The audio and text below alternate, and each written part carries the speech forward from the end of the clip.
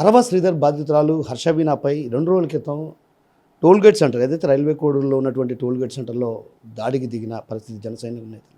అయితే ఈ నేపథ్యంలో అసలు ఏం జరిగింది, ఆ టోల్ గేట్ వద్ద ఏం జరిగింది అన్నటువంటి విషయం అడిగి తెలుసుకునేందుకు మనతో పాటు హర్షవీణ గారు ఉన్నారు. ఆమెను అడిగి తెలుసుకునే ప్రయత్నం చేద్దాం. అమ్మ చెప్పండి, అసలు ఏం జరిగింది? ఇంతకు టోల్ గేట్ దగ్గరికి మీరు ఎందుకు వెళ్ళారు?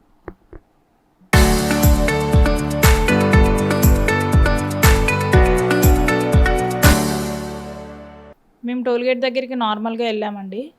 లైక్ మా ఇంట్లోకి సామాన్లు, పూలు, పండ్లు అవన్నీ తెచ్చుకోవడానికి వెళ్ళామన్నమాట. అప్పుడే మేము ఒంటిమిట దర్శనానికి వెళ్ళేసి వచ్చాము. ఇంటికి వచ్చేసరికి మాకు ఏదో ఒకటి కావాలి, ఇప్పటిదాకా మాకు స్కూటీ లేదు, వెళ్ళి ఏదో ఒకటి తీసుకుండండి అంటే మళ్ళీ వెంటనే రిటర్న్ అయ్యి టోల్గేట్ దగ్గర ఆగాము. పూలు అవి తీసుకుందామని చెప్పేసి, పక్కనే పండ్లు కూడా ఉంటాయి, అన్నీ అక్కడే అయిపోతాయి అని చెప్పేసి మేము వెళ్ళామండి. మేము వెళ్ళిన ఒక 5 మినిట్స్కి శ్రీధరు, తాతంశెట్టి నాగేంద్ర వీళ్ళందరూ కారులో వచ్చారు. 4 కారుల్లో వచ్చారండి. వచ్చి వాళ్ళు ఏదో ప్రోగ్రామ్ చేసుకుంటున్నారేమో, బస్ షెల్టర్లోకి ఒక 5-6 మెంబర్స్ వెళ్ళారు, అలాంగ్ విత్ శ్రీధర్ వెళ్ళారు. ఓకే ప్రోగ్రామ్ ఏమో అని చెప్పేసి మేము చూస్తున్నాము. మాకు వాళ్ళకి ఒక 50 మీటర్స్ దూరం ఉందన్నమాట. చూస్తుంటే ఆల్ ఆఫ్ సడన్గా తాతంశెట్టి నాగేంద్ర అండ్ వాళ్ళ వెనకుండే మనుషులు, నవీన్, మహేష్ అని చెప్పేసి వెనకుండే మనుషులు మా మీద దాడి చేయడం జరిగింది. ఆ అబ్బాయి మీద దాడి చేయడం జరిగింది. ఎలాగా, ఈ బైక్ ఎవరిదిరా, ఏ ఊరు అనేది, ఈ ఊరు కాదు కదా, ఎందుకు వచ్చావు ఈ ఊరికి, ఎందుకున్నావు ఈ ఊరిలో, వెళ్ళిపో అని చెప్పేసి ఆ అబ్బాయిని బాగా కొట్టడం జరిగింది. కాలుతో కొట్టడం జరిగింది. పోలీస్ లాఠీ తీసుకొని కొట్టడం జరిగింది. వాళ్ళ చేతుల్లో ఏవో పైపులు ఉన్నాయి, జెండా పైపులు అంట, అవి వాటితో కొట్టడం జరిగింది అనమాట. ఆ అబ్బాయి వెళ్ళిపోయేంత వరకు వదలలేదండి. ఆ అబ్బాయి ఆటో ఎక్కేసి వెళ్ళిపోయాడు. నేనున్నాను అక్కడ. నేను ఎందుకండి కొడుతున్నారు అని చెప్పేసి నేను చాలా ఆపే ప్రయత్నం చేశాను. అబ్బాయిని కొడుతుంటే ఆపే ప్రయత్నం చేశాను. కానీ అబ్బాయి వెళ్ళిపోయేంత వరకు వీళ్ళు కొట్టడం ఆపలేదన్నమాట. మీదకి వచ్చి కొట్టేస్తూ ఉన్నారు. రోడ్డు అంతా తరుముకుంటూ ఉన్నారనమాట. నేను ఆ అబ్బాయి వెళ్ళిపోయిన తర్వాత నేను అక్కడ నా అపియరెన్స్ ఉంది. ఎందుకు కొడుతున్నారు, కారణం లేకుండా ఎందుకు కొడుతున్నారండి తాతంశెట్టి నాగేంద్ర గారు అని చెప్పేసి గట్టిగా అరవడం జరిగింది.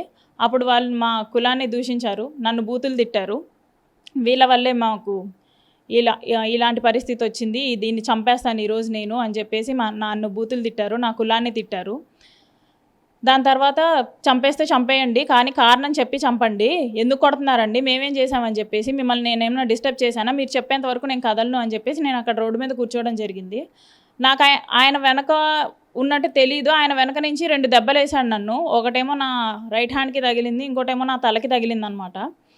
అప్పుడు నేను లేచేశాను. లేచిన తర్వాత ఒక 5 మినిట్స్కి వాళ్ళు నా మీదకి రాబోతున్నారు. ఎస్ఐ సార్ వచ్చారు. ఎస్ఐ సార్ వచ్చి నువ్వు అర్జెంటుగా వెళ్ళు, కేసు పెట్టు, వస్తున్నాను అని చెప్పేసి అన్నారనమాట. నేను చాలాసేపు వాదించాను కూడా, ఎస్ఐ సార్తో చాలాసేపు వాదించాను. చంపేస్తే చంపేనివ్వండి సార్, ఏం చేస్తారు, కానీ కారణం లేకుండా మేమేం చేశామని చెప్పేసి అక్కడ మమ్మల్ని వచ్చి వాళ్ళ మీద దాడి చేయడం జరిగింది అని చెప్పేసి నేను చెప్పాను. కానీ మీరు వెళ్ళి కంప్లైంట్ ఇవ్వండి, నోటి మాటలతో ఏం కాదు అని చెప్పేసి ఎస్ఐ గారు సూచించడంతో నేను పోలీస్ స్టేషన్కి వెళ్ళడం జరిగిందండి. అంటే ప్రధానంగా మీరు ఏదైతే వాళ్ళు రాజధానికి సంబంధించినటువంటి సంబరాలు జరుపుకుంటున్నారో ఆ నేపథ్యంలోనే ఆ విషయం తెలిసే వాంటెడ్గా హర్షవీణ అక్కడికి వెళ్ళారు, అక్కడికి వెళ్ళి గొడవకు దిగారనేది జనసేన నేతల వాదన. మీరేమంటారు? మాకు అసలు తెలియదండి అలాంటి ఒక సంబరాలు జరుగుతున్నాయని చెప్పేసి, మాకు తెలీదు. ఇదేం పబ్లిక్ నోటీస్ కూడా కాదు మాకు తెలియడానికి. వాళ్ళు సంబరాలు చేసుకోవడానికి వస్తున్నట్టు మాకు ఎలాంటి ఇన్ఫర్మేషను లేదు. మేము కాదు అక్కడికి వెళ్ళింది. మేము చాలా నార్మల్గా ఈవినింగ్ టైమ్స్ అందరూ బయటికి వెళ్తారు కదండి, మేము ఆ ఉద్దేశంతోనే బయటకు వచ్చాము. మేము మా పనులు చూసుకోవడానికి వచ్చాము. అంతకు మించి దీంట్లో మా మోటో కానీ లేకపోతే వాళ్ళ సంబరాలు ఏవైతే మీరు అంటున్నారో అది చెడగొట్టడం, లేకపోతే శ్రీధర్ దగ్గర దాకా వెళ్ళి అతనికి ఏదైనా డిస్టర్బెన్స్ కాజ్ చేయడం అనేది మా మోటో కదా. అసలు వాళ్ళు వస్తున్నారని కూడా మాకు తెలియదు. అంటే ఇటీవల కాలంలో మీరు ఇది అరవ శ్రీధర్కి సంబంధించి రూపానంద రెడ్డి గారితో కలిశారు. సో రూపానంద రెడ్డి గారు ఏం భరోసా ఇచ్చారు, అసలు ఏంటి? ఆ రోజు మార్నింగ్, నన్ను కొట్టిన రోజు మార్నింగ్ వచ్చేసి నేను ప్రజా దర్బార్కి వెళ్ళి ముఖ రూపానంద రెడ్డి గారిని కలవడం జరిగింది. ఎందుకంటే ఎమ్మెల్యే అరవ శ్రీధర్ అనే అతను ముఖ రూపానంద రెడ్డి వాళ్ళ ఇంట్లోనే ఎమ్మెల్యేగా ఉంటున్నాడు కాబట్టి, 9 to 9 డ్యూటీ చేస్తున్నాడు కాబట్టి నేను అతనికి వెళ్ళి ఇలా ఒక లెటర్ ఇవ్వడం జరిగింది. ఏమనంటే, సార్ ఇంకా కమిటీ వాళ్ళు ఎటువంటి తుది నిర్ణయం తీసుకోకముందే ఎమ్మెల్యే అరవ శ్రీధర్ అనే అతను పార్టీ కండువా వేసుకుంటున్నాడు, పార్టీ కార్యక్రమాలకి పాల్గొంటున్నాడు, పార్టీ ఆఫీస్కి వెళ్తున్నాడు. ఇదంతా మీరు ఎంకరేజ్ చేయడం అనేది ఏమాత్రం కరెక్ట్ కాదు. మీరే అతన్ని కూర్చోబెట్టుకొని చెప్పాలి అనేది ఆ లెటర్లో ఇంక్లూడ్ అయింది. ప్లస్ రాజంపేట ఏఎస్పీ వాళ్ళకి నేషనల్ ఎస్సీ కమిషన్ వాళ్ళు ఫార్వర్డ్ చేశారు మా కేసుని. సో దట్ వాళ్ళ వాదన ఏంటో వినండి, వాళ్ళ డిమాండ్స్ ఏంటో వినండి అన్న నేపథ్యంలో ఫార్వర్డ్ చేయడం జరిగింది. మేము రాజంపేట ఏఎస్పీ వారిని కలిసి ఇంకొక కొన్ని సెక్షన్స్ యాడ్ చేయండి, మేము పెట్టిన ఎఫ్ఐఆర్కి మీరు యాడ్ చేసిన సెక్షన్స్ తక్కువ అండి, ఘటన జరిగింది అది కాదు, ఇంకా బియాండ్ జరిగింది, దానికి సంబంధించిన సెక్షన్స్ యాడ్ చేయండి, మెర్జ్ చేయండి అని చెప్పేసి మేము ఏఎస్పీ వాళ్ళని కోరటం జరిగిందనమాట. ఏఎస్పీ సార్ వచ్చేసి ఇక్కడ కోడూరు పోలీస్ వాళ్ళకి నేను చెప్తాను అనేసి అన్నారు. నేను ముక్క రూపానందిరెడ్డి గారు మన టీడీపీ ఇన్ఛార్జ్ పెద్ద, కోడూరుకి పెద్ద అని చెప్పేసి మీ మాటగా కూడా సెక్షన్స్ యాడ్ చేయమని చెప్పండి సార్ ఎమ్మెల్యే అరవ శ్రీధర్ మీద అని చెప్పేసి నేను చెప్పడం జరిగిందండి ఆ లెటర్లో.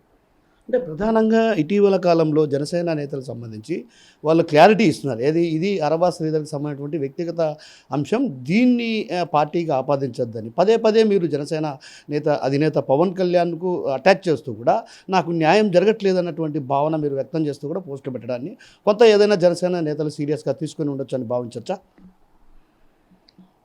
ఇది పార్టీకి సంబంధమో కాదో మొన్న వాళ్ళు కొట్టడంతో క్లారిటీ ఇచ్చారు. ఎటువంటి సంబంధం పార్టీకి లేదు అని చెప్తూనే పార్టీ నాయకులే వచ్చి నన్ను కొట్టడం జరిగింది, పార్టీ కార్యకర్తలే వచ్చి నన్ను గోపిని కొట్టడం జరిగింది. ఇది ఇంకెలాగ పార్టీకి సంబంధం లేదు అనేసి మనం అనగలం? వాళ్ళు ఒక మోటోతోనే నన్ను ఏదైనా చేయాలని చెప్పేసే వాళ్ళు వచ్చి నన్ను కొట్టడం జరిగింది. అవును, నేను శ్రీధరు ఫస్ట్ నుంచి చెప్తున్నాం ఇది పార్టీకి సంబంధం లేదు అనేసి. కానీ మా డిపార్ట్మెంట్ హెడ్ ఎవరు? ఎమ్మెల్యే డిపార్ట్మెంట్ హెడ్ ఎవరు? పవన్ కళ్యాణ్ గారు. ఇద్దరు డిపార్ట్మెంట్స్కి హెడ్ పవన్ కళ్యాణ్ గారు. నేను ఆయనకి చెప్పుకోవడం జరిగింది. చెప్పుకున్నందుకు ఆయన ఒక మంచి డెసిషన్ తీసుకున్నారు, కమిటీ వేసి ఎంక్వైరీ వేసి తుది నిర్ణయం తీసుకుంటాము అని చెప్పేసి ఒక కమిటీ వేశారు. అంతే తప్ప దీనికి పార్టీకి రుద్దాలని చెప్పేసి మా మోటో కాదు, శ్రీధర్ మోటో కూడా కాదు. అది మేమిద్దరం క్లారిఫికేషన్ ఇచ్చాము, ఫస్ట్ నుంచి ఇస్తూనే వచ్చాము. కాకపోతే పెద్దవాళ్ళుగా మేము వాళ్ళకి చెప్పుకోవడం జరిగింది, వాళ్ళు కమిటీ వేయడం జరిగింది. ఇదంతా ఒక పార్ట్. కానీ నిన్న నేను ఏం చేశానని చెప్పేసి తాతంశెట్టి నాగేంద్ర అనేవాడు మా మీద డైరెక్ట్గా వచ్చి కొట్టడం లాంటివి చేశాడో, ఇదంతా పార్టీ ఇన్వాల్వ్మెంట్తోనే కదండి. లేకపోతే పార్టీనే లేకపోతే తాతంశెట్టి నాగేంద్ర అనేవాడు ఉండడు. పార్టీ ఉంది కాబట్టే, జనసేన పార్టీ ఉంది కాబట్టే అతను మా మీద ఇంత పవర్ చూపించడం జరిగింది. సో మీకు ఏదన్నా ప్రాణహాని ఉందా? ప్రాణహాని ఉంటే లీగల్గా కావచ్చు, అదేవిధంగా పోలీసులకు కానీ ఎస్పీకి కానీ కలిసే అవకాశాలు ఏమన్నా?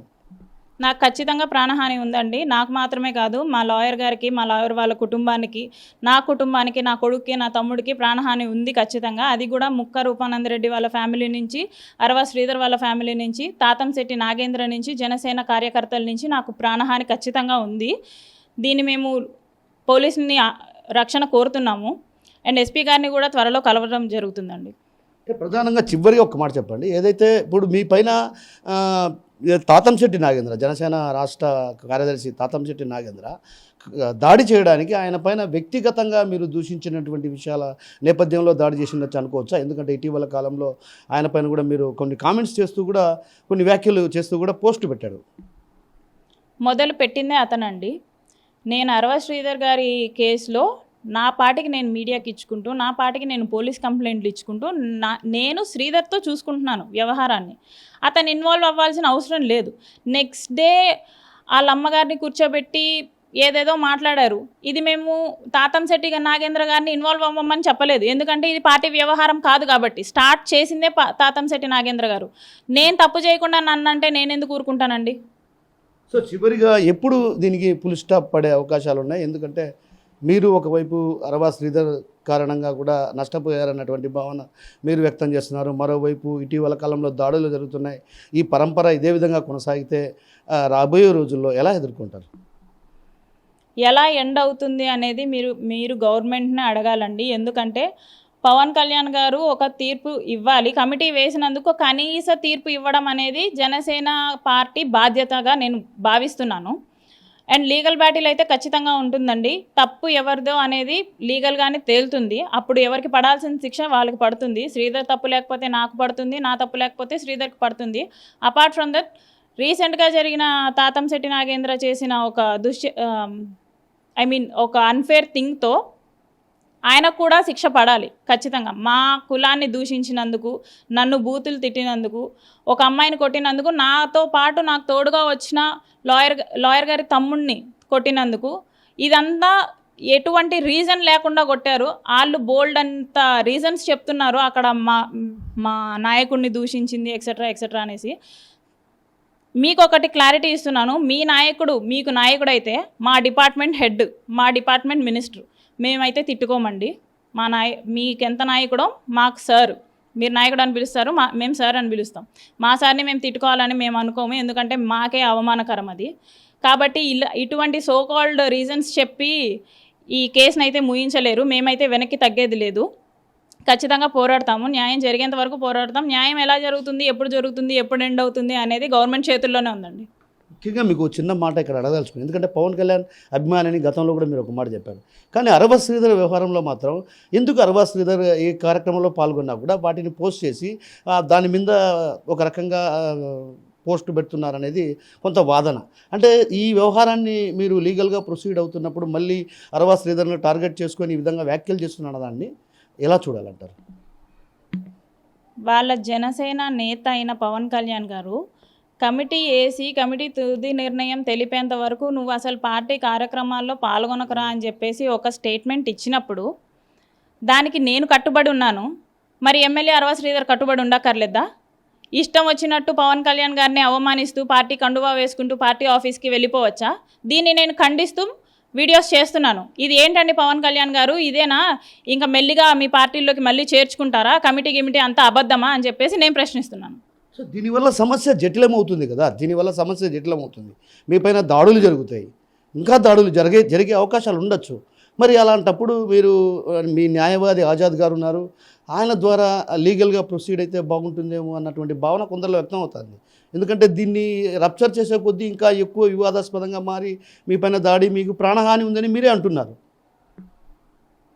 మేము లీగల్ బ్యాటిల్ చేస్తున్నాము అండ్ అరవ శ్రీధర్ చేసే ఆకృత్యాల్ని కూడా బయట పెడుతున్నాము. అరవ శ్రీధర్ ఇలాంటి వాడు, పార్టీ ఇది చెప్పినా సరే ఈ పద్ధతిలో అతని వ్యవహరణ ఉంది, అతని శైలి ఉంది అని చెప్పేసి మేము బయట ప్రజలకి చెప్పడం జరుగుతుంది. చెప్పడంలో తప్పు లేదు కదండి, ఎందుకంటే మేము ఇలా కామ్గా ఉండే కొద్దీ అతని పనులు అతను చూసుకుంటున్నాడు. ఒక అమ్మాయికి అన్యాయం చేసిన వాడు ప్రజలకి కానీ సొసైటీకి కానీ ఏం మెసేజ్ ఇద్దామనుకొని అలా బయటికి తిరుగుతున్నాడు? అది ఎంకరేజ్ చేస్తున్న టీడీపీ నాయకులు ఉన్నారు, ఇన్ఛార్జ్ రూపానంద్ రెడ్డి గారు ఉన్నారు, ఎంకరేజ్ చేస్తున్నారు. పక్కన కూర్చోబెట్టుకొని పవన్ కళ్యాణే వద్దనుకున్నప్పుడు నువ్వెలాగ అరవ శ్రీధర్ మెడలో కండువా వేసుకొని తిప్పుకుంటున్నావు? నీకు ఆ హక్కు ఎవరిచ్చారు? పోనీ మాకు పవన్ కళ్యాణే ఇచ్చాడు హక్కు అనేసి అంటే మాకు అదైనా చెప్పండి, మేము దాని తరపు నుంచి ఫాలో అప్ చేసుకుంటాం. పవన్ కళ్యాణ్ గారు మీరు ఇచ్చారా అని చెప్పేసి మేము పవన్ కళ్యాణ్ గారిని అడుక్కుంటాం. అంటే విచారణ కమిటీ మిమ్మల్ని వచ్చి కలవమని చెప్పింది కదా, విచారణ కమిటీని ఏమన్నా కలిశారా, లేకుంటే ఏమన్నా షీల్డ్ కవర్లో ఏమన్నా మీకు సంబంధించినటువంటి ఆధారాలు పంపారా? విచారణ కమిటీ నాకు ఫోన్ చేసి నువ్వు హాజరు అవ్వాలమ్మా, మేము ఈరోజు వస్తున్నాము అని చెప్పేసి ఎటువంటి ఇన్ఫర్మేషన్ మాకు ఇవ్వలేదు. నేనే ఇంకా విచారణ కమిటీలో ఉన్న శివశంకర్ రాయల్ గారికి కాల్ చేసి, సార్ నేను ఇలా విల్లింగ్గా ఉన్నాను ఎంక్వైరీకి, ఒకరి తరపు నుంచే కాదు మీరు బోత్ సైడ్స్ వాదన వినాలి అని చెప్పేసి నేను రిక్వెస్ట్ చేస్తే ఆయన అన్నారు ఒక సీల్డ్ కవర్లో పెన్ డ్రైవ్ అండ్ మీరేమన్నా చెప్పాలనుకుంటే ఒక లెటర్ రాసి మాకు పంపించండి అంటే నేను ఆ ప్రకారంగా చేశాను. ఇప్పుడు మీరు ఒక చిన్న మాట అన్నారు, నేను నాకు గిన న్యాయం జరగకపోతే నేను పవన్ కళ్యాణ్ కార్యాలయం ఎదురుగా వెళ్ళి ఆత్మహత్య చేసుకుంటానని.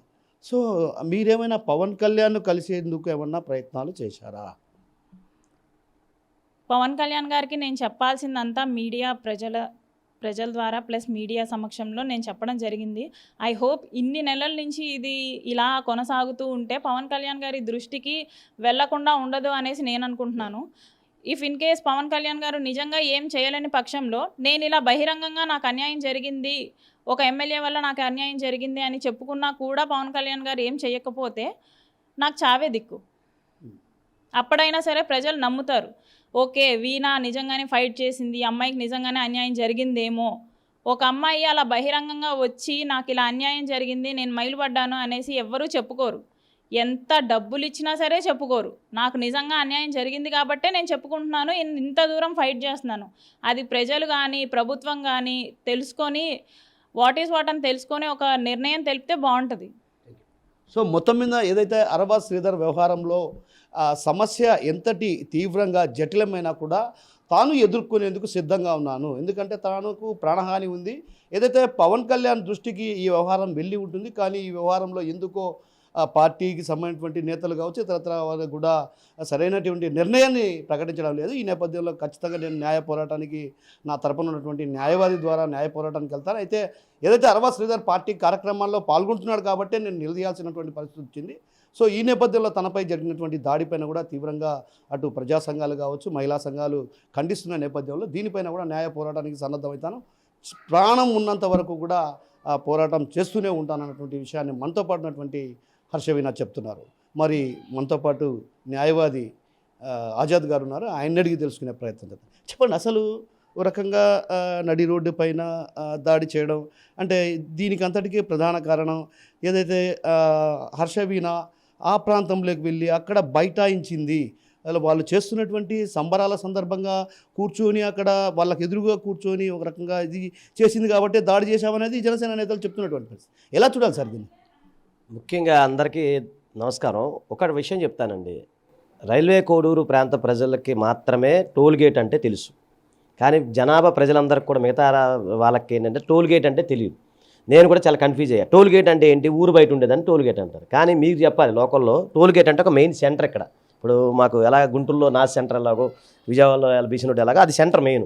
సో వీళ్ళకి ఆ ప్రోగ్రామ్కి ఎలాంటి సంబంధం లేదు. మీ కానీ మీరు చూడండి, అక్కడ జరిగింది ఏంటంటే వీళ్ళు మామూలుగా ఫ్లవర్స్ అది ఏదైతే ప్రొవిజన్స్ కొనుక్కోడానికి వెళ్ళారు. అసలు ప్రోగ్రామ్కి దానికి సంబంధం లేదు. ముందు ఎవరు వెళ్ళారు? వీళ్ళే వెళ్ళారు. ఇలా ప్రొవిజన్స్ ఏ కొనుక్కుంటున్నారు. సడన్గా వాళ్ళు ఆ రోజు ఉదయమే ఈమె ముక్కారు పనందరెడ్డి గారికి వెళ్ళి రిప్రజెంటేషన్ ఇవ్వడం కూడా జరిగింది. సో దానికి సంబంధించిన మ్యాటర్ కూడా నాకు పంపించారు. ఆ మధ్యాహ్నం పంపించినప్పుడు నేను దాన్ని కొంత సరి చేశాను, కొన్ని పాయింట్స్ సరి చేసి అమ్మ ఇలా ఇవ్వండి పర్లేదని చెప్తే అప్పుడు ఆ ప్రింట్అవుట్ తీసుకొని మా తమ్ముడిని తీసుకొని, ఎందుకంటే మా తమ్ముడికి అంతకుముందు మేము ఒక రిట్ ఫైల్ చేసాంలేండి, అది నెక్స్ట్ మండే ఆ హీరింగ్ ఉంది, దానికి సంబంధించిన కొన్ని కాగితాలు తీసుకోవాలి, ఎందుకంటే మన జిల్లా వదిలి రావడానికి లేదు కాబట్టి నేను పంపించడం జరిగింది. ఆ డాక్యుమెంట్స్ తీసుకుంటే ఆ క్రమంలో ఇతను వెళ్ళడం జరిగింది, ఎందుకంటే సపోర్ట్గా ఉండాలి కాబట్టి. ఆమెకు నాలెడ్జ్ లేదు, లీగల్ నాలెడ్జ్ లేదు కాబట్టి నువ్వు వెళ్ళరా బాబు నా బదులు అని చెప్తే అతను వెళ్ళాడు, ఆమె దింపుకొని వచ్చాడు. అది వీళ్ళ దృష్టిలో పడినప్పుడు ఎవరు వీళ్ళు అని అంటే ఇప్పుడు ఒక న్యాయవాది తమ్ముడు న్యాయవాది అయినా మేము న్యాయం కోసం ఆమెకు సపోర్ట్ చేస్తూ ఉన్నాం. మీ అందరికీ తెలుసు 2 months నుంచి పోరాడుతూ ఉన్నాం. హైకోర్టులో ఎంత కష్టపడ్డాము బెయిల్ విషయంలో, ఇక్కడ కూడా మీరు అన్నీ చూస్తూనే ఉన్నారు. సో అలాంటి క్రమంలో మీరు అక్కడ మేము కేసు గెలిచాము ఏంటి, తర్వాత మిగతా అన్నింటిలో మేము ముందంజలో ఉన్నాము. లీగల్ బ్యాటిల్లో మేము ఖచ్చితంగా 100% విన్ అయ్యే అవకాశాలు ఉన్నాయి. సో దీన్ని ఎలాగ డైవర్ట్ చేయాలి, ఎలాగ వాళ్ళు ఆ యొక్క కడుపులో మంట బయట తీర్చుకోవాలన్న ఉద్దేశంతో దాడి చేశారు. విత్ ఇంటెన్షనల్గా మాలిఫైడ్ ఇంటెన్షన్తో దాడి చేయడం జరిగింది. ఆ యాక్చువల్గా ప్రోగ్రామ్కి అంతమంది ఉన్నారు, అక్కడ చాలా 100 మంది ప్రజలు ఉన్నారు. వీళ్ళని ఎందుకు టార్గెట్ చేయాల్సి వచ్చింది? ఒకటి వీడియో తీశారు అని అంటున్నారు, మరి సీసీ కెమెరాలు వీడియో తీసినట్టు సంబంధమే లేదు అక్కడ. తర్వాత ఇంకోటి చాలా ముఖ్యమైన విషయం మీరందరూ గమనించాలి, అక్కడ ప్రజలందరూ తీసిన వీడియోలే మీ దగ్గరకు వచ్చినాయి. వీళ్ళు ఏం వీడియోలు తీసుకోవాలి, వాళ్ళు కొట్టిన వీడియోలన్నీ అలా ప్రజలంతా తీసిందే కదా. అక్కడ ఉన్న వాళ్ళు ప్రజలు ఎవరో వాళ్ళు గుమ్ముగుడిన వాళ్ళు తీసిన వీడియోలే కానీ వీళ్ళు తీసుకోలేదు కదా. సో ఈ విధంగా దాడి చేయడం ప్రజాస్వామికం అండి. నేను మళ్ళీ చెప్తున్నాను, ఇది మాత్రం తీవ్రంగా మేము వ్యతిరేకిస్తాము. దీనికి సంబంధించిన లీగల్ బ్యాటిల్స్ కూడా మేము వెళ్తాం, ఎంతవరకైనా వెళ్తాం. అంటే ఇప్పుడు ఈ సమస్య ఇంతటితో తెరమోదుగా అవుతుందన్నటువంటి భావన అయితే ప్రజల్లో ఎక్కడా కానీ కనిపించట్లేదు. ఎందుకంటే తరచుగా హర్షవీణ వచ్చేసి ఏదైతే అరవ శ్రీధర్కి సంబంధించినటువంటి వ్యవహారాల్లో తలదూర్చి ఆ తర్వాత వ్యవహారాల్లో ఆమె ఫోటోలు పెట్టి కామెంట్స్ చేయడం, ఇవన్నిటినీ కూడా కొంత ఒక రకంగా ఇబ్బందికరమైనటువంటి పరిస్థితులు తలెత్తే అవకాశాలు ఉన్నాయి. కాబట్టి దీన్ని ఎలా చూడాలంటారు? ఒకటి సార్, నేనేమంటున్నానంటే ఈ యొక్క సంఘటన తర్వాత జరిగిన విషయాలన్నీ కూడా అందరికీ తెలుసు. దీనికి ఎవరో పెద్దవారు ఇనిషియేటివ్గా చేయాలి తప్ప ఇప్పుడు మన కామన్ మ్యాన్ చేసే అవకాశాలు లేవు. లీగల్లో కూడా మేము అన్నింటిలో ముందంజలో ఉన్నాము. విన్ అయ్యే ఛాన్స్ అయితే 100% ఉంది. ప్రతిదీ కూడా మీ అందరికీ తెలిసిన విషయం, ఓపెన్ సీక్రెటే. ఇంకా నెక్స్ట్ కొన్ని కేసులు కూడా మేము ఫైల్ చేయడానికి సిద్ధంగా ఉన్నాము. ఈరోజు విషయంలో చూశారు కదా ఎంత జరుగుతూ ఉంది. సో ఇవన్నీ కూడా ఏంటంటే మరి వాళ్ళు జీర్ణించుకోలేని స్థితిలో ఉన్నారా, అలాంటి సందర్భాల్లో అప్రజాస్వామికంగా దాడులు చేయడం అనేది కరెక్ట్ కాదు అనేది నేను చెప్తున్నాను. కాబట్టి దీనికి ఏమన్నా పరిష్కార మార్గం, ఇప్పుడు అమ్మాయి మేడం చెప్పినట్టుగా ఏమన్నారంటే దీనికి పవన్ కళ్యాణ్ గారే ఇవ్వాలి, ఏం చెప్తారు అనేది ఆమె ఫస్ట్ కాంచి కూడా అంటున్నారు. త్రిసభ్య కమిటీ మీరు వేశారండి. ఇప్పుడు ఆమె అనేది ఏంటి, మంచి అయినా చెడు అయినా చెప్పండి, తప్పు నాదైతే నేను శిక్షణ వేస్తాను, తప్పు ఆయనైతే ఆయన శిక్షణ పెంచాలని చెప్తూ ఉన్నారు. మరి దాంట్లో మరి పెద్దలు ఏమన్నా కలగజేసుకొని, అంటే మా స్థాయి అయితే కాదు, మీ స్థాయి మన స్థాయి అయితే కాదు కదా, పెద్దవాళ్ళు ఆమె అడిగిన డిమాండ్ ఏంటి, ఎవరైతే త్రిసభ్య కమిటీ పవన్ కళ్యాణ్ గారు ఇంకెవరైతే పెద్దలు ఉన్నారో వాళ్ళు దీంట్లో సరైన ఇనిషియేటివ్ తీసుకొని ముందుకు వెళ్ళాలని చెప్పి ఆమె డిమాండ్ చేస్తూ ఉన్నారు. ఆ డిమాండ్ పరిగణలో తీసుకుంటే సరిపోతుంది కదా. ఇప్పుడు చాలా సింపుల్ కదా. ఇప్పుడు ఆమె సరే అమ్మ నీ బాధ ఏంటి, నీకున్న ప్రాబ్లం ఏంటమ్మా, నీ మనసులో బాధ ఏంటి తల్లి, నీకు ఏం జరిగింది, నీకు అన్యాయం జరిగింది, ఏం జరిగింది అనేది పరిష్కార దిశగా ఆలోచిస్తే సరిపోతుంది. ఇప్పుడు కామన్ మ్యాన్గా మనం ఏం చేయగలుగుతాం, ఆమె డిమాండ్ ఏంటి, పవన్ కళ్యాణ్ గారు కానీ ఆ స్థాయిలో వ్యక్తులు పిలిచి ఏం చేయాలా, న్యాయం చేయాలని ఆమె ఫస్ట్ నుంచి డిమాండ్ చేస్తూ ఉన్నారు. ఆ త్రిసభ్య కమిటీ ఏదో వాళ్ళు రిపోర్ట్ ఇచ్చేసి తర్వాత ఇది రిపోర్ట్ ఇచ్చేసేస్తే అయిపోతుంది కదా. అది ఎవరు తప్పు చేసినా సెకండ్ థింగ్, ముందైతే రిపోర్ట్ ఇవ్వమని ఆమె డిమాండ్ చేస్తూ ఉంది. సో దానికి సంబంధించి పెద్దలే దానికి పూనుకోవాలి తప్ప ఏం లేదండి. లీగల్గా అయితే మీకు ఎలాంటి ఇబ్బంది లేదు, ప్రతిదీ కూడా ఓపెన్ డాక్యుమెంటే, మేము అన్నింటిలో ముందంజలో ఉన్నాం.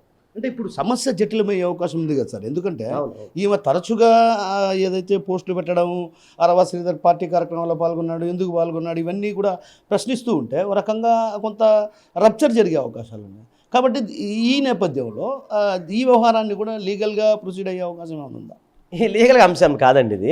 యాక్చువల్గా మేము ఫస్ట్ కానీ చెప్తాను, లీగల్ అంశాలు వేరు. నేను ఏ పార్టీకి సంబంధించిన వ్యక్తిని కాదు. పార్టీకి మాకు ఎలాంటి సంబంధాలు ఫస్ట్ కానీ కూడా అదే చెప్పుకొస్తున్నా. వ్యక్తిగతంగా మాకు ఎవరితో కోపాలు లేవు. ఒక లాయర్గా క్లయింట్ అంతవరకు మా డ్యూటీ. కాకపోతే ఆమె చెప్పే అంశాన్ని తీవ్రంగా తర్వాత సూక్ష్మంగా మీరు ఆలోచించట్లేదు. ఎలా అంటే ఆమె చెప్పేది ఏంటి, త్రిసభ్య కమిటీ అనేది ఒకటి వేశారు, దాదాపు 2 నెలలు అవుతుంది వేసి. ఆ త్రిసభ్య కమిటీకి సంబంధించిన ఏదైతే డిమాండ్ ఏదైతే ఉందో అందులో ఏమో మాకు నేనా తప్పు ఆమెదా తప్పు అనేది మీరు ఒకటి ఏదో చెప్పండి. 7 days అన్నారు కదా సార్ ఆ రోజు, మీకు తెలుసు కదా. ఇప్పుడు దాదాపు 60 days అయిపోయింది. సో దాన్ని ఏదో చెయ్యండి అనేది ఆమె డిమాండ్. అది మనకు క్లియర్గా అందరికి తెలిసిన పబ్లిక్గా జరిగిన విషయమే.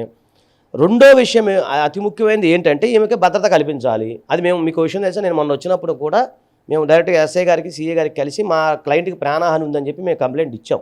దానికి సంబంధించిన అక్నాలజ్మెంట్ కూడా మా దగ్గర ఉంది. అందుకని సీసీ కెమెరాలు పెట్టుకోమని చెప్పి పోలీసు వారు మాకు నోటీస్ ఇచ్చారు, మా క్లయింట్కి ఇచ్చారు. చూడండి కొత్తగా పెట్టారు సీసీ కెమెరాలు. అంటే ఏంటి, ఇక్కడ మీరు అప్రజాస్వామికంగా భౌతికపరమైన దారులు చేయాలనే ఉద్దేశం మీకు ఉంటే దానికి సంబంధించిన లీగల్ బ్యాటిల్ ఏదో ఉందో దాని ప్రకారం రాజ్యాంగం కల్పించిన నాకు రైట్ టు లివ్ మీ అందరికీ తెలుసు, జీవించే హక్కులో భాగంగా దానికి ఏం చర్యలు తీసుకోవాలి ఏంటనేది మేము లీగల్గా ముందుకు వెళ్తామండి. సార్ ఫర్దర్గా చివరిగా ఒక చిన్న మాట అడుగుతాను. ఇప్పటికే దాడులు జరుగుతున్నాయి, ఈ పరంపర ఇదే విధంగా కొనసాగే పరిస్థితి ఉంది కాబట్టి సో మీ పైన కూడా థ్రెట్ ఉందని, మీ తమ్ముడు ఏదైతే గోపి పైన కూడా దాడి జరిగిన సందర్భం, సో దీనిపైన మీరు లీగల్గా ఎలా ప్రొసీడ్ కాబోతున్నారు? ఒకటండి, ఆజాద్ న్యాయం కోసం పోరాడతాడు, ఆ విషయం మీ అందరికీ తెలుసు. నేను ఇప్పుడు కాదు ఎప్పటి నుంచో కూడా చిన్నప్పటి నుంచి కూడా మేము ప్రజాస్వామ్యంలో ఉన్నాము. ఈ దాడులు భౌతిక దాడులు ఇవన్నీ కూడా నేను ఎస్ఎఫ్ఐ లీడర్గా ఉన్నప్పుడు స్టూడెంట్ లీడర్గా ఉన్నప్పుడు అన్నీ దాటుకునే వచ్చాము. అంత పెద్దగా ఉరిగేది ఏం లేదు, పోరాడితే పోయేది ఏం లేదు, బానిస సంఖ్యలు తప్ప. ఇవన్నీ మేము చిన్నప్పుడు నేర్చుకునే ఉన్నాం. మేము పోరాడితే న్యాయము అనేది ఇప్పటికి ప్రజలకు అర్థమైంది. స్టార్టింగ్లో 2 నెలల క్రితం ఏంటంటే ఇది ఒక రకంగా, అప్పుడు వేరే రకంగా అనుకునేవాళ్ళు. ఇప్పుడు నిజంగా మేము పోరాడుతున్నాము, నిజమే ఆజాద్ న్యాయం కోసం పోరాడుతున్నాడు, ఒక మహిళకు సంబంధించిన న్యాయం కోసం పోరాడుతున్నాడు. ఇప్పుడు మీకు అర్థమైంది కదా. ఒకటండి, మీలో తప్పు లేకపోతే మీరు భౌతిక దాడులు ఎందుకు చేస్తారు? చేయాల్సిన అవసరం లేదు కదా. సో మీలో ఒక ఫ్రస్ట్రేషను, ఒక కోపము, ఏమి చేయలేకపోతున్నాము నాకు అసంతృప్తి, దాని ద్వారానే మీరు భౌతిక దాడులకు పాల్పడుతున్నారు తప్ప వేరేది ఏం లేదు. సో దీనికి పరిష్కారం ఏంటి అనేది ఆమె చెప్తూనే ఉన్నారు ఒక పక్క నుంచి. ఎవరైతే పెద్దవారు, ఆమె పంచాయతీరాజ్ డిపార్ట్మెంట్ మినిస్టర్ గారు, డీసీఎం గారు, సో వారు ఇంకెవరన్నా పెద్దలు కలగజేసుకొని దానికి ఏదన్నా నా తప్పైతే నన్ను శిక్షించండి, ఆయన తప్పైతే ఆయన శిక్షించమని ఫస్ట్ కానీ చెప్తానే ఉన్నారు. సో పెద్దలు చెప్పిన మాటను మీరు ఫాలో అవ్వండి అని చెప్పేసి ఆ సంబంధించిన ఎమ్మెల్యే గారు చెప్తానే ఉన్నారు. సో ఇందులో క్రిస్టల్ క్లియర్గా ఆమె డిమాండ్ ఏంటో మీకు అర్థమైపోతుంది కదా సార్. ఇంకా ప్రత్యేకంగా అడిగి కనుక్కునేది ఏముంటుంది. సో లీగల్ అంశాలు అంటారా, నాకు అది సంబంధం లేని విషయము. లీగల్గా నేను పోరాడతాను. ఆ వ్యక్తిగత విషయాలు ఆమె ఏం చెప్తున్నారు అనేది మీ అందరికీ తెలియాలి. చేయనివ్వండి సార్, దేనికి ఏముంటుంది. ఇప్పుడు man is born free but ఈ హ్యాజ్ చేయండి అంటాడు రూసో. నేను ఒకటే చెప్తాను, పిరిగివాడు పదే వస్తాడు, ధైర్యవంతుడు ఒకసారి వస్తాడు. నెపోలియన్ కూడా అదే చెప్తాడు. ఇవన్నీ దాటుకొని వచ్చిన వాళ్ళమే ఏంటి, ప్రతి ఒక్క కుటుంబంలో ప్రతి ఒక్కరికి ఒక రకమైన సపోర్ట్ ఉంటుంది. ప్రతి ఒక్కరు ఎక్కడి నుంచో స్థాయి నుంచి వచ్చిన వాళ్ళే ఉంటారు. నేను ఫస్ట్ ఈ కేసు కాదు, ఇంతకైనా పెద్ద కేసులు మీకు తెలుసు, అంతకన్నా పెద్ద కేసులు కూడా చేసినప్పుడు నాకు ఎన్నో థ్రెటనింగ్స్ వచ్చినాయి, చంపేస్తాను, మా ఇంటికి ఇచ్చి మా అమ్మగారిని కూడా బెదిరించిన సందర్భాలు ఉన్నాయి. సో ఇవన్నీ మాకు అలవాటేనండి. ఎందుకంటే మేము ప్రజాస్వామ్యంలో ఉన్నాము, ప్రజల కోసం పోరాడుతున్నాము, ప్రజల పక్షాన పోరాడుతున్నాము. తాడిత పీడిత ప్రజానికం కోసం ఎప్పుడు ఆజాద్ పోరాడతారు. ఇప్పుడు కొత్తే కాదు, మీకు విజయవాడ భవానీ ఐలాండ్ విషయంలో నేను పోరాడినప్పుడు కూడా మా ఇంటికి వచ్చి మా ఫ్రెండ్సే వచ్చి మమ్మల్ని బెదిరించారు, మీ అబ్బాయిని బతకనివ్వమని. సో ఇక దానికి మనం ఏం చేస్తాం సార్. ఇప్పుడు covered person dice many time, but bold person dice only 1 time. So చూద్దాం, వెయిట్ అండ్ సీ. ఒకవేళ అంతా ప్రాణం తీస్తే ప్రజల కోసం నేను ప్రాణార్పణ చేయడానికి కూడా సిద్ధంగా ఉన్నాను. మళ్ళీ చెప్తున్నాను, ఇలాంటి దాడులు జరిగితే నాలో ఉత్సాహం ఇంకా పెరుగుతూ ఉంటుంది. ఏంటి, అలెగ్జాండర్ చక్రవర్తి ఏమంటాడంటే, ఒక దాడి జరిగినప్పుడు దానిలో కొన్ని అనుభవ పాఠాలు నువ్వు నేర్చుకొని ముందుకెళ్ళు అంటాడు. సో నేను కూడా ఆ స్థాయిలో వచ్చిన వాళ్ళమే సార్. ముందుకు వెళ్తాము, మాకు వెనక ఒక బలము, బంధుత్వం, మాకు ఒక సపోర్ట్ అన్నీ ఉంటాయి. ఆజాద్ అంటే మీకు కనపడేది ఒక్కడే, కానీ దానికి చాలామంది ఉంటారు, లేకుండా అయితే ఉండరు. కానీ ఒకటే నేను నమ్మేది ఏంటంటే, నిజంగా రైల్వే కోడూరు ప్రజలు నన్ను ఒక బిడ్డలాగా చూసుకుంటున్నారండి, చాలా ప్రేమిస్తున్నారు. నిజంగా నేను ఇప్పుడు ఇందాక వెళ్తే కూడా అందరూ పలకరిస్తున్నారు. అందరికి పేరు ధన్యవాదాలు. మళ్ళీ తెలుగు ప్రజలందరూ కూడా నేను ప్రతి ఒక్కరికి కూడా నమస్కారం చేస్తాను. ఎందుకంటే ఆజాద్ ప్రజల కోసం పుట్టాడు, ప్రజల కోసం చస్తాడేమో, ఇట్స్ మేబీ. కానివ్వండి సార్, పోతే పోయేదో ప్రాణం ఏముంది సార్, 2 సెకండ్స్లో వెళ్ళిపోతుంది. కానీ మన కీర్తి ఎంతకాలం ఉంటుంది సార్? అది ఎందుకంటే సర్ఫరోష్కి తమన్నా అబ్ హమారా దిల్ మే హై, దేఖనా హై జోరు కితనా బాజు ఏకే దిల్ మే హై. అది నేను చెప్పదలుచుకున్నాను. సో మొత్తం మీద ఏదైతే అరవ శ్రీధర్ వ్యవహారం సంబంధించి న్యాయ పోరాటానికి దిగిన నేపథ్యంలో ఈ విధంగా భౌతికంగా దాడులకు దిగడం ఒక రకంగా క్షమించడానికి నేరం. ఇలాంటి పరిస్థితి ముందుగానే ఊహించాం. అయితే ఏది ఏమన్నప్పటికీ కూడా హర్షవీణకు న్యాయం జరిగే వరకు హర్షవీణకు అండగానే ఉంటానే తప్ప ఒకవేళ ఆమె తరపున న్యాయవాదిగా ఉన్న తనపైన కూడా ఏదైనా ప్రాణహాని జరిగితే ప్రాణాలు ఇవ్వడానికి కూడా సిద్ధంగా ఉన్నటువంటి విషయాన్ని మనతో పాటున్నటువంటి హైకోర్టు అడ్వకేట్ ఆజాద్ గారు చెప్తున్నారు. కెమెరా పర్సన్ రాముతో కిషోర్, RTV, రైల్వే కోడ్ నుంచి.